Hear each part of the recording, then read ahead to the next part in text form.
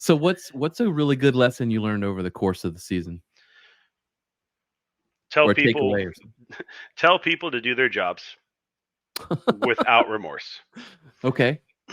Be direct. So I kind of played around with it, but I developed what I would like to consider like an alternate personality called Direct Dan.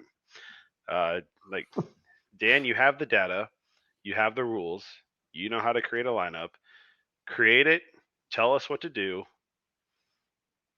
and if we get upset, that's their fucking problem. Mm. That was a direct quote from more than one of the players on the team. 'Cause we're here to do a job. Yeah. Yeah, they're there to win. They have their opinions on how to Yeah. create the lineup, Right. and that's great. But it's not their job. Yeah. Well, it's not their job, but I'm also the type of dude. It's like I need more eyes. My heart rate gets high, and we all know the person with the lowest heart rate speaks the most logic. Yeah. And that was a testament a few years ago. Mm. Shout out to Laura Calicut, former Gainesville Wild player, for developing that adage within me. But they had their opinions, and whenever they said their opinions, like, well, that's good.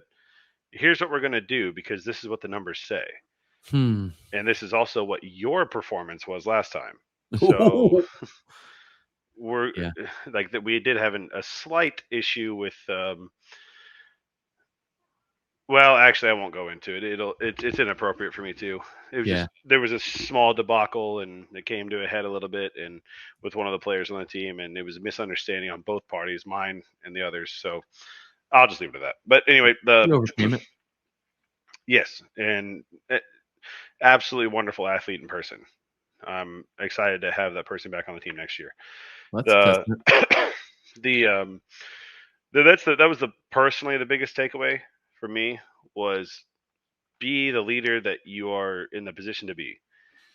And I had to understand what that definition was. And Yeah. thankfully, the group here in Atlanta with me, which is 6 of our players, they were really, really, really good at keeping me accountable to that after I established it Interesting. internally.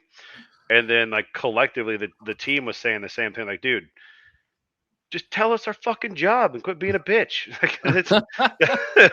Like, it genuinely got to that point. Gina's like, man, I really am giving them a disservice by Mm. being too not passive, but being too oh, it's okay.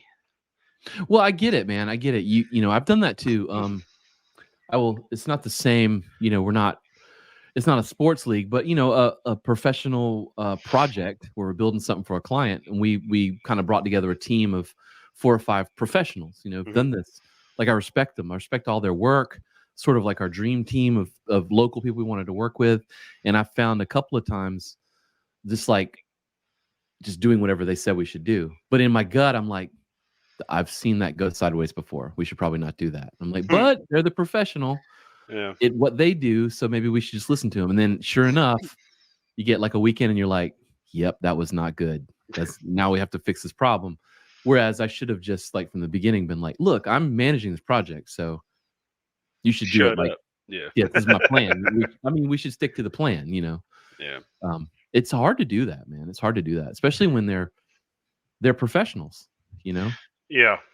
Now, I'm assuming you're speaking like from a business standpoint. Yeah, yeah, just a Yeah. web design project. Not, Yeah. but I think it's probably you can probably find it's analog to any sort of, like, I think any sort of thing when you're trying to lead another team of professionals. And something I've found, that it's really difficult to coach someone who is way better than you. Really?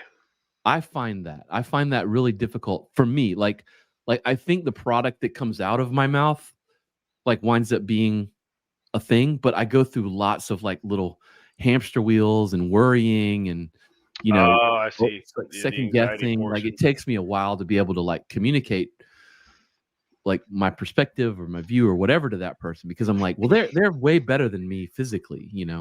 Like, why would they even listen to me? And I'm like, but you have to realize they're there. Like, Yeah. if they weren't going to listen to you, they wouldn't even come there in the first place. Exactly. And that's where, dude, that's really cool you say that.